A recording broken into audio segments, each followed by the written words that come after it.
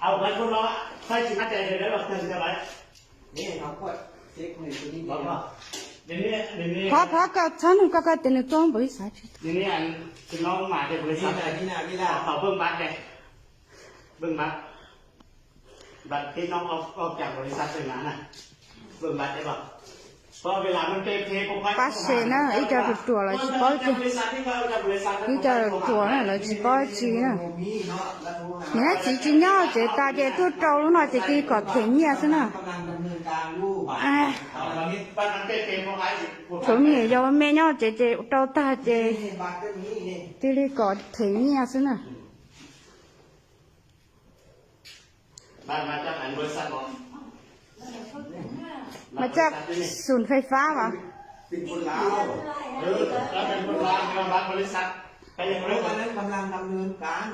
ประกันดำเนินการมันใครเสียรับผิดชอบมันมันมีมันพ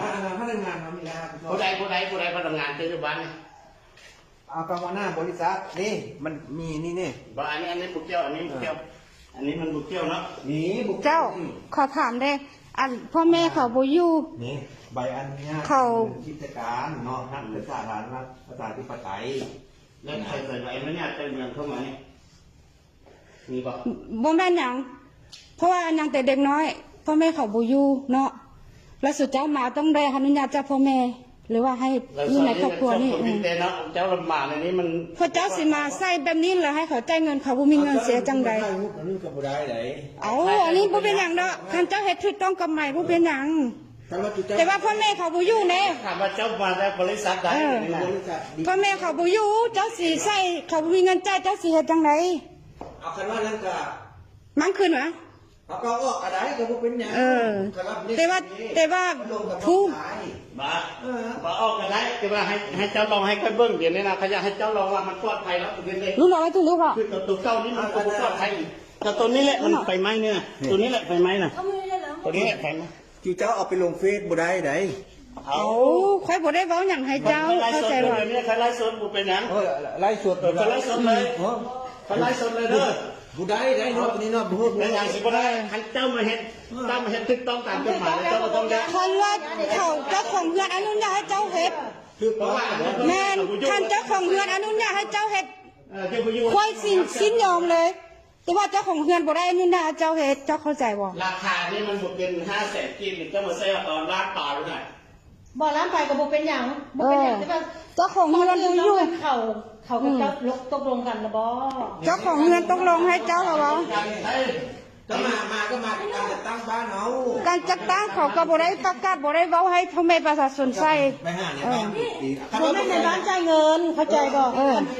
เจ้าของเรือนเขาจ่ายเงินเด้มันสิเป็นเด้อผู้เขาบ่ฮู้อีหนออีแหน่บ่ยอมบอกซื้อบริษัทเด้อบริษัทมาใส่ติดคัดเด้อแต่บ่ยอมบอกซื้อบริษัทอันนั้นมานี่ดูมาบ่ยอมบอกซื้อบริษัท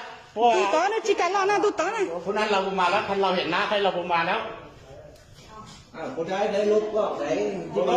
นี่บ่ได้มันเสียแม่นค่อยลบได้แต่ว่าเจ้าก่อนเจ้าสิเข้ามาจะอนุญาตเจ้าของเรือนบ่ก็อนุญาตบ่เจ้าอนุญาตผู้ใดถามเบิ่งดูเอาไอ้หนูก็บ่ต้องใจก่อนหนูว่านี่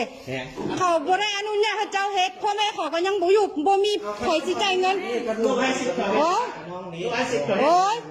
คันว่าเขาแต่ว่ามีโซนนี้โซนโควิดเนาะมันบ่จะเป็นพวกเจ้าสิมาเที่ยวรอบบ้านเขาเฮือนนั้นนี้มันมีปัญหาอยู่แล้วโซนโควิดนะpas cher là tout ça est pas cher né chỉ nhỏ ta rồiบอสเขามารถมาน้ำกันก็ให้เรามาค่อยรู้จักเราดีเราอยู่บ้านนี่แหละค่อยรู้จักเราดีเราก็เป็นอันนั้นเนาะแม่นแต่ว่าอันนี้ผมเป็นเจ้าของเรือนเป็นลูกซื่อเจ้าของเรือนมันอยู่18 ปีนึงเนาะเราจะมีสินหยังในบ้านก็แต่งตั้งสุขดีแต่งตั้งแต่งตั้งเรื่องนี้เขาสิลงกันในบ้านเอาบ้านของเจ้าใครสิแจ้งเขาสุดสาขาสุดไฟฟ้ามันฟังก็ดีเลยเนี่ยอันนี้แจ้งเขาสาขาเลยลบออก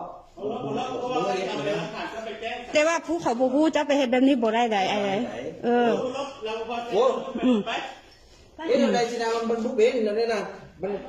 ได้ลบออกไหนมันเสียไหน เขาขอแค่นั้นเหรอ โอ้มัน 他生的他送的你几几呢？ เขาก็ใช่ใช่เอาใส่ ไอ้นายอาจารย์นะครับว่าเขาก็นะครับตะกี้แล้วว่า ผู้ใช่เราเอาออกก็ได้ก็บ่เป็นหยัง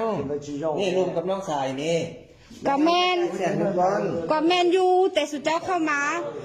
พ่อแม่เขาบ่อยู่เขาบ่มีเงินจ่ายให้สุดเจ้าเจ้ามาใส่ให้หยังก่อนสิจ่ายต้องมาถามพ่อแม่ว่าเขามีเงินบ่ขาอนุญาตบ่ นี่น้องชายก็ถูกหาที่น้องแมนบอกน้องชายก็ถูกดี พ่อแม่เราโทรหาพ่อนี่แหละ นี่บอย แล้วสิมีเงินอยู่ไส บ่ให้เฮ็ดก็ออกก็บ่เป็นหยัง อันนี้ค่อยขาย500,000 5เส้นก็ขายไปเจ้าไปขายไปก็มีเจ้าเอาออก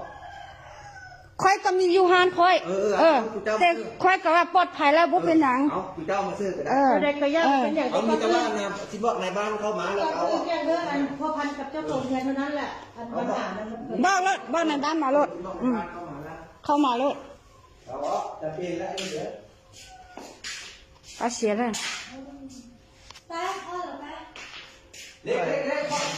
เอาเครื่องมือมาออกนี่นะเอาเครื่องออกขึ้นไว้เอาบอกแต่นาการน้ำมาแล้วเดี๋ยวนี้มัน จอดกูตัวจะต่อได้ตุ้มละต่อตัวจะกูตัวจะก็ชัดตัวมาตูท้องเลยปกสอนเท่าไรตัวตอนน่ะ 我家领导来谈了，很多人来这个生很帅，生有的来我就叫来的，我的几星来的，我的鸟笼中个带，多太大了。 อยู่เนี่ยอยู่จีเนาะแล้วแต่ตัวก็อยู่มัวจีเซนจีเท่าเซนเนอะจะนอนแล้วตัวเนี่ยเนาะได้เนาะได้หอซะน่ะแต่ของเนาะตึ้งหมดเจ๊น่ะเจ้าอย่างนี้เจ้าโดนแน่ฮะเนี่ยลูก 这，那个这，我把包的弄开，我放。เราได้ของเบียร์ บ่มีหยังเขามาใส่สติคัดแล้วพ่อแม่บ่อยู่แล้วเพิ่นมาใส่ให้เลยใส่เพิ่นละเสียใจเงินแล้วบ่มีเงิน เอาออกเป็นเด้อแนวว่าได้แค่ bác sĩ nữa cho chị có tụt tụt câu nữa น้องชายขึ้น là cho nói bố lý sạch để chỉ là cái chỉ cả chén là luôn bố lý sạch thế nữa chị là tôi đâu chút ta chị là có thể nghe thế đó ก็จังหวะนี้ฮะมาลงพื้นแล้วก็พวกเป็นอย่างนั้นเลิกกันว่า แต่ว่าพระเจ้าบ่ต้องไปเฮ็ดแบบนี้เด้อช่วงนี้โควิดได้ค่อยเบาสมมุติเจ้าเอาโควิดมาติดใส่เฮาเด้สิเป็นหยังโอ้หยังสิบ่มีบ้านเฮานี่มีเด้แม่นไผอนุญาต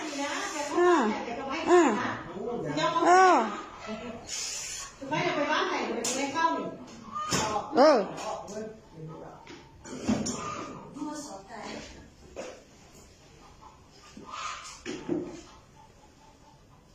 ถ้าพ่อน้องสิไปใส่ให้ไผน่ะกรุณา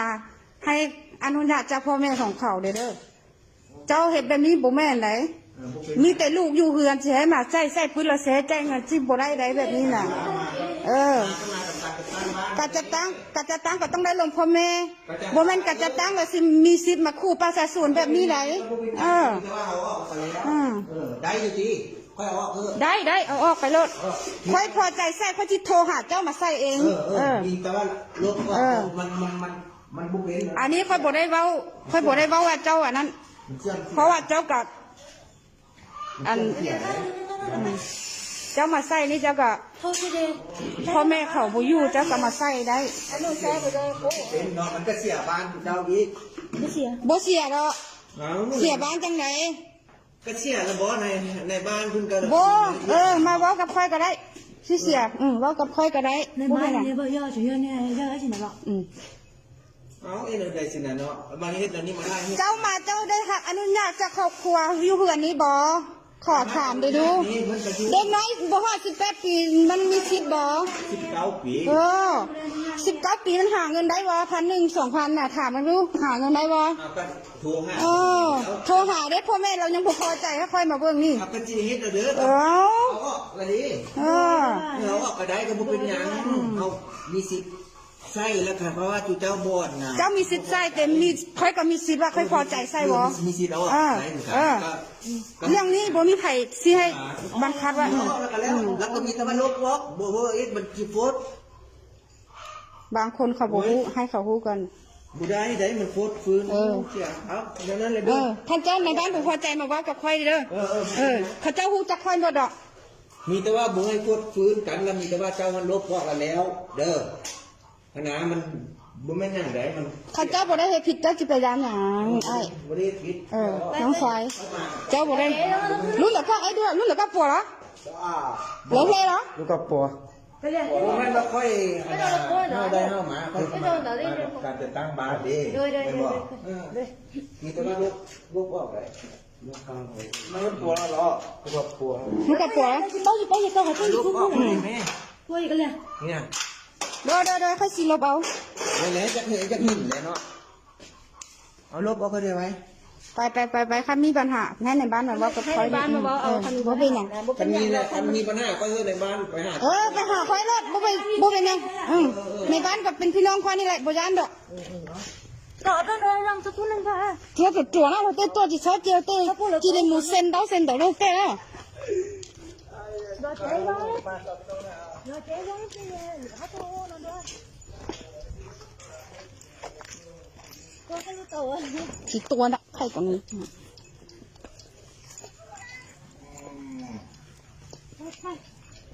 hai là em có đây bán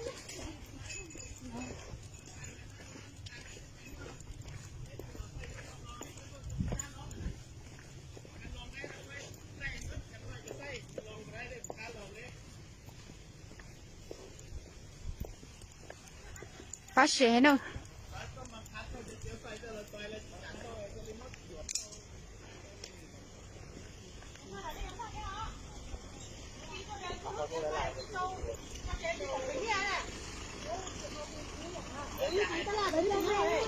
ช่วงนี้โควิดน่ะเขาให้รอบบ้านอยู่อ่ะไอ้สั้นในบ้านจะเอาไปคว้าไปกัดตัวให้หนังเดี๋ยวนี้ล่ะเขาถามเดี๋ยวดูพระเจ้ากับบุญตามันรอดในนี้ไหนเอาโควิดมาติดเสื้อเฮาเลย